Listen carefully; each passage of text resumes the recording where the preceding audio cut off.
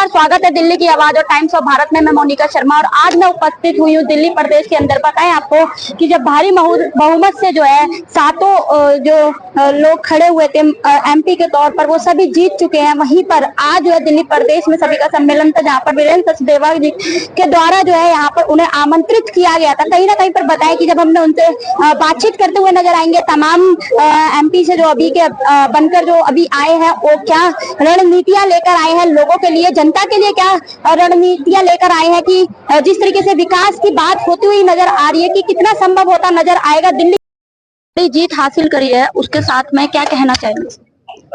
ये बड़ी जीत जो है श्री नरेंद्र मोदी जी की जो जन कल्याणकारी योजनाएं दिल्ली में बहुत ईमानदारी से लागू हुई, ऐतिहासिक विकास के कार्य दिल्ली में उनकी सरकार के द्वारा किए गए। दूसरी तरफ अरविंद केजरीवाल की सरकार भ्रष्टाचार में डूबी थी। दिल्ली के लोगों ने इस बात को स्वीकार कर लिया कि अरविंद केजरीवाल हिंदुस्तान के सबसे भ्रष्ट मुख्यमंत्री हैं। हर मोर्चे पर उनकी सरकार विफल रही और लोगों ने फैसला लिया कि 7 की 7 सीटों को भारतीय जनता पार्टी को जिताएंगे। मोदी जी के नेतृत्व में 7 के 7 हमारे भाजपा के उम्मीदवार भारी मतों के अंतर से जीते। दिल्ली में जल्दी विधानसभा का चुनाव होगा। लोगों ने मन बना लिया है कि केंद्र में मोदी जी की सरकार, तो दिल्ली में भी मोदी जी की पार्टी की सरकार लाएंगे, जिससे कि मोदी जी का हुआ सपना कि दिल्ली को वर्ल्ड क्लास सिटी बनाना है, वो सपना पूरा हो सके।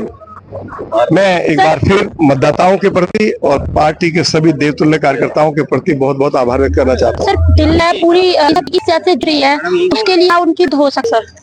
ये तो अरविंद केजरीवाल अगर दिल्ली के लोगों को पीने का पानी नहीं दे पा रहे हैं उनकी सरकार, तो उनको अपने पद पर बने रहने का कोई नैतिक अधिकार नहीं। उनको अपना पद छोड़ना चाहिए।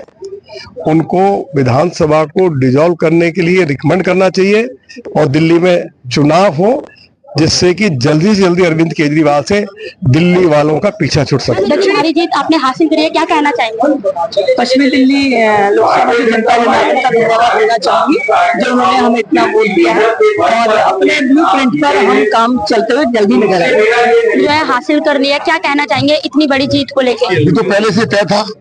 जब हमें टिकट मिला था तब भी हमें पता था कि हम 25 तारीख को मतदान होगा और 4 जून को काउंटिंग होगी, और ये लोकतंत्र की एक तरीका है चुनाव कराने का, वरना हम दूसरे दिन जीत गए थे। कौन वोट देने वाला था इनको? तो सर, कहीं ना कहीं पर जो मुख्यमंत्री अरविंद केजरीवाल है, 400 पार का जो आपकी बीजेपी नारा देते हुए नजर आई थी, वो कहीं ना कहीं पर वो पूरा होता वो भी नजर नहीं आया। विपक्ष जो है पलटवार कर रहा है। वो भी कह रहे थे हम प्रधानमंत्री बनाएंगे, प्रधानमंत्री तय करेंगे। कर ले प्रधानमंत्री तय, कह रहे थे हम प्रधानमंत्री तय करेंगे। तो हमने अपना एक टारगेट रखा था पार्टी ने कि भाई हम दिल्ली की जनता और देश की जनता कह रही थी, हम उस टारगेट तक नहीं पहुंच पाए, लेकिन सत्ता में आ गए। वो कह रहे हम बाद में तय करेंगे, तो तय करके बताया प्रधानमंत्री जाए आवेदन करें जाकर राष्ट्रपति के बाद। किसी के तय करने से नहीं होता।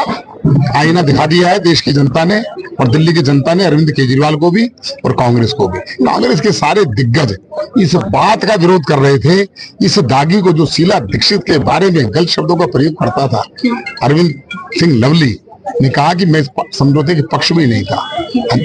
हमारे पूर्व मंत्री राजकुमार चौहान, इतने लोग जो हैं कांग्रेस का और इनका कोई जमीन आसमान का फर्क है, और दोनों मिलकर भी भारतीय जनता पार्टी को नहीं हरा पाए, तो वो अभी ये दोनों पार्टियां दिल्ली से समाप्त होने की स्थिति में। हमने देखा कि इस समय उत्तर पश्चिम दिल्ली से जो सांसद हैं उनसे हमने खास बातचीत